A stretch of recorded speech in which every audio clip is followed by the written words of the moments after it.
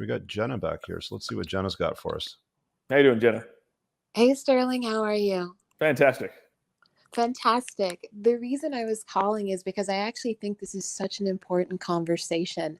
I find that one of the biggest killers in the mood, like when you're trying to set a mood, is a guy who can't really help you get there because he can't use his words effectively. So one of the things, like I was the one who super chatted earlier. I actually do phone for a living. So like I come across it a lot, and I think what you're doing is so important because you're not, there's something. That's you, Lena? Yeah. Yeah. Yeah. Okay. So you're a phone sex operator? Yeah. Got it. Okay. Yeah. So I spend a lot of time listening to men's fantasies. So learning how to just kind of articulate certain things in certain ways, it works the same way with women. Like you were talking about it earlier, like the thing with being called daddy. We like the dominance aspect that you were talking about. We love that. But not a lot of men are comfortable or confident enough to do it properly. So just from a female perspective, instead of a guy like yourself coming in front of me and going, I want you to take off your clothes and I want you to do it now. When you do it with your confidence, my response is going to be, yes, daddy. If somebody else does it, I'm going to be like, oh, okay. But he wouldn't say it like, and he wouldn't say it like I would, Jenna. He'd be like, take your, can you take your clothes off? He'd have that hesitation in his voice. Exactly. I experience it all the time. And you would even think that when men are paying for a chance to live out their fantasy with you, that they would have a little more confidence doing it. Even in those cases, you would be surprised how little imagination the average person has. Yep. Or the average male has. But I really appreciate what you're offering. Thank you. Can I ask you something? I want to ask you a question because I've asked this question to porn stars that I've interviewed before. How, if you're in bed with a man, mm-hmm. and he forget even that he's not dirty talking, right? If he makes absolutely no noise in the bedroom, how does that make you feel? That is one of the biggest mood killers you could possibly imagine. Guys, I'm not even, if there's one thing, the same way that you guys want a response from us, we want a response from you. So a guy who's like pounding away and like, you could tell that this is like his first shot at sex in a really long time. It's so uncomfortable. Like you would be surprised how little you guys have to actually do to show us that you're interested in us sexually. So for example, there is nothing more, at least for me, there's nothing sexier for me than like if you're laying on your back, he's right on top of you and he just leans into your ear and all you hear is fuck. Yeah.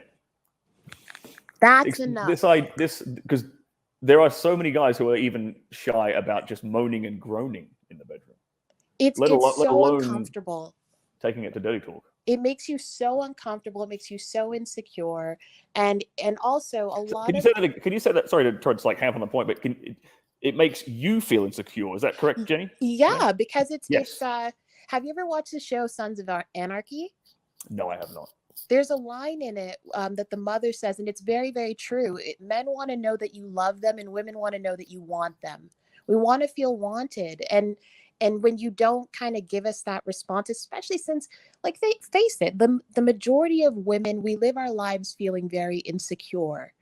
And sex brings out most of our insecurities. That's why after a certain age, a lot of us want to have sex with the lights off because we have a lot of things going on with us. So little things, especially if you're the strong silent type, just moaning a little something in her ear, just a little bit of just something. Like I personally enjoy dirty talk and I've always been good at it. That's part of how I got into what I do now, but it's amazing how little you guys communicate. And I think a lot of that bleeds into your relationship problems too. Jenna, do you know any women that don't like dirty talk?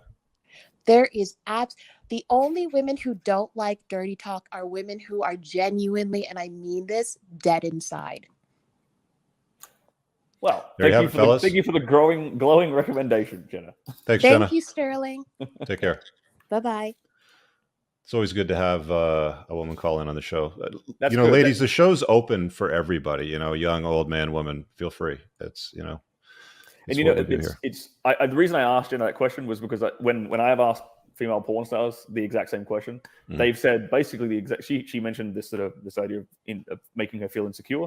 They've used similar language. They've said things like, "If he's not making any noise at all, I don't think he likes me." Right. Even though his erect penis is inside of her, Yeah. she still isn't. She's like insecure about that because you're not expressing your desire and your enjoyment of her. Yeah, and the interesting thing about noise and the volume and the intensity of it is like women are generally louder than men. I think the term is female copulatory vocalization from Evo Psych. Yes. And you know, we can get into all those reasons some other time, but you don't want to be silent. I mean, you don't want to go beyond her, but definitely come up to her, you know, when it comes to your volume and intensity level. Don't sit there like a mute. Absolutely. I couldn't agree more. Yeah. And look, if you need to start, if that is like bare minimum starting point for guys is like, okay, learn to be expressive and moan and groan a little bit. Like I do this thing where I friggin' growl during sex, and I don't even know I'm doing it. I've had so many girls call me out on it. Like, they'll say they're not making fun of me. They'll say, "I love the way you growl," and I'm like, "I do what?" And I don't even know I'm doing it. Have you seen Eddie Murphy's stand up? I think it was in Delirious where he was talking about that part of the sequence. Did you ever see that stand up? Yeah.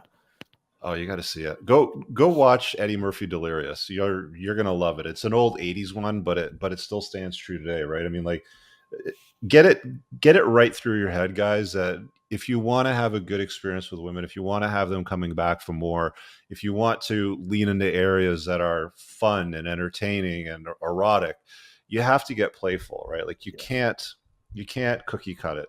And you know, the guys that get into the cookie cutter type of relationships and the very vanilla type of sexual intimacy in the encounters, they don't generally last that long. I mean, you're not getting her best, you know, you're just getting, and that's very different from getting her best. And once you start practicing this stuff, you will start enjoying it as much, if not more, than she does. Like the act of engaging in that is going to be fun and enjoyable for you and arousing for you just as much as it is for her. Yeah. So you're leaving so much on the table. Yeah.